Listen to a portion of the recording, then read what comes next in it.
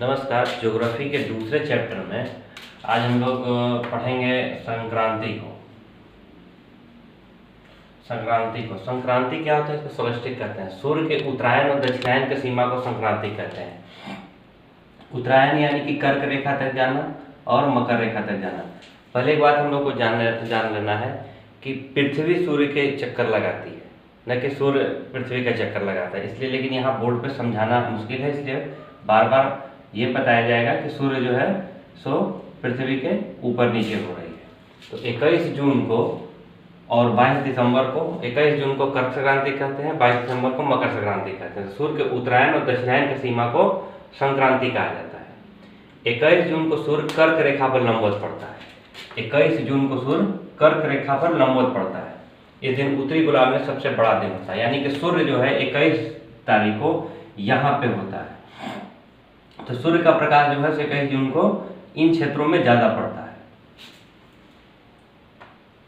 21 जून को सूर्य कर्क रेखा पर लंबवत पड़ता है। इस दिन उत्तरी गोलार्ध में सबसे बड़ा दिन होता है। ये उत्तरी गोलार्ध में सबसे बड़ा दिन होता है और दक्षिणी गोलार्ध में उस दिन सबसे छोटा दिन हो जाएगा। नॉर्वे में मध्य रात्रि का सूर्य 21 जून को दिखाई पड़ता है। नॉर्वे एक यूरोप का एक देश है जहां पर करीब 72 दिन तक रात नहीं होता है। तो 21 जून को सूर्य जो है एकदम 12 बजे रात को एकदम सर के ऊपर चमकता है। इसलिए कहा जाता है कि नॉर्वे में मध्य रात्रि का सूर्य 21 जून को दिखाई पड़ता है। अब 72 दिन रात नहीं होने का मतलब ये नहीं है कि 73वां दिन एक बार सूरज गायब हो जाएगा। 72 दिन रात नहीं होने का मतलब, कहने का मतलब है कि जैसे सुबह 6 बजे से लेकर शाम के 6 बजे तक हमारे यहाँ स्थिति सूर्य की बदलते रहती है, उसी तरीके से वहाँ भी 72 दिन तक स्थिति बदलते रहती है, लेकिन दिन ही रहता है, वहाँ रात नहीं होता। तो नॉर्वे में मध्यरात्रि का सूर्य 21 जून को दिखता है। अब है मकर संक्रांति, कैप्रिकॉर्न सोल्स्टिस। 22 दिसंबर को सूर्य मकर रेखा पर लंबवत पड़ता है। इस दिन दक्षिणी गोलार्ध में सबसे बड़ा दिन हो जाता है। इस दिन 22 दिसंबर को सूर्य जो है तो यहाँ पर लंबवत पड़ता है, जिससे दक्षिणी गोलार्ध में सबसे बड़ा दिन हो जाता है। अब जाहिर सी बात है कि जब सूर्य इधर पड़ेगा तो इन क्षेत्रों में दिन रहेगा और इन क्षेत्रों में रात रहेगा। और जब सूर्य यहाँ 21 जून को कर्क संक्रांति को होगा तो इन क्षेत्रों में दिन रहेगा और इन क्षेत्रों में रात रहेगा। इसी तरह कहा जाता है कि ध्रुवों पर 6 महीने का दिन होता है, 6 महीने का रात होता है। तो जब 22 दिसंबर को सूर्य का प्रकाश यहाँ पड़ेगा तो इन क्षेत्रों में दिन रहेगा और इन क्षेत्रों में रात रहेगा। और जब ये सूर्य का प्रकाश जब यहाँ पड़ेगा 21 जून को तो इन क्षेत्रों में दिन रहेगा, इन क्षेत्रों में रात रहेगा।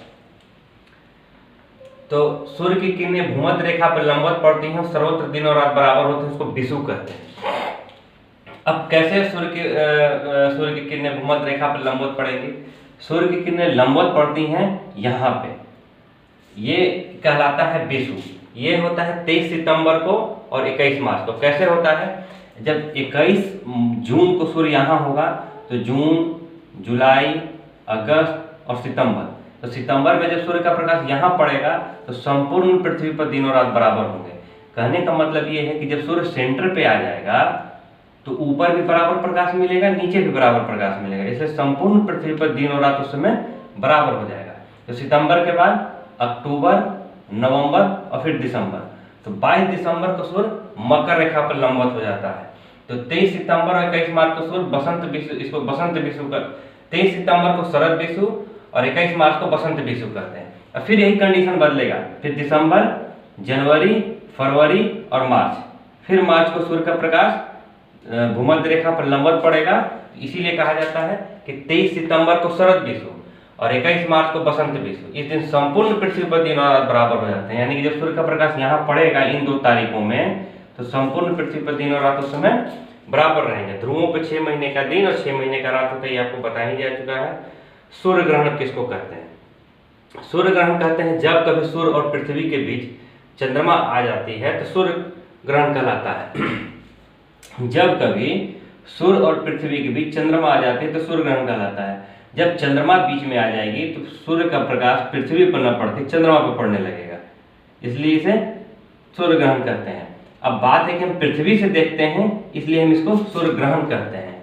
और संपूर्ण पृथ्वी पर कभी भी सूर्य ग्रहण एक बार में नहीं होगा, कभी कहीं किसी जगह पे होगा तो किसी जगह पे नहीं दिखाई देगा। पूर्ण सूर्य ग्रहण हमेशा अमावस्या को होगा। पूर्ण सूर्य ग्रहण का अधिकतम समय 460 सेकंड होगा। 460 सेकंड से अधिकतम सूर्य ग्रहण नहीं होगा। पूर्ण सूर्य ग्रहण की बात की जा रही है। पूर्ण सूर्य ग्रहण अधिकतम 460 सेकंड। 460 सेकंड के बाद चंद्रमा अपनी कक्षा से हट जाएगा और सूर्य का प्रकाश पृथ्वी पर पड़ने लगेगा।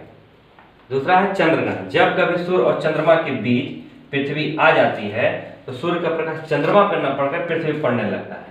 अब जब सूर्य का प्रकाश चंद्रमा पर न पड़कर पृथ्वी पर पड़ने लगेगा है कि बीच में पृथ्वी आ गई है, तो पृथ्वी जो बीच वाले हिस्से में आ गई, तो जो हिस्सा पृथ्वी के चंद्रमा के जो प्रकाश सूर्य का प्रकाश चंद्रमा पर पड़ रहा था वो चंद्रमा पर न पड़ के पृथ्वी पर पड़ने लगेगा, इसी को चंद्रग्रहण कहेंगे। चंद्रग्रहण पूर्णिमा की रात्रि को होता है। प्रत्येक पूर्णिमा को चंद्रग्रहण नहीं होता क्योंकि चंद्रमा और पृथ्वी की कक्षा में 5 डिग्री का अंतर है। अब 5 डिग्री का अंतर होने के कारण कभी ऊपर से तो कभी नीचे से निकल जाएगा, जिसके कारण हमेशा चंद्रग्रहण नहीं होगा। मुझे ऐसा लगता है कि ये टॉपिक आप लोग को अब तक समझ में आ गया होगा। अगर इससे संबंधित कोई और समस्या होगी तो आप लिखिएगा कमेंट में, और उसके बाद फिर अगले क्लास में बताया जाएगा। धन्यवाद।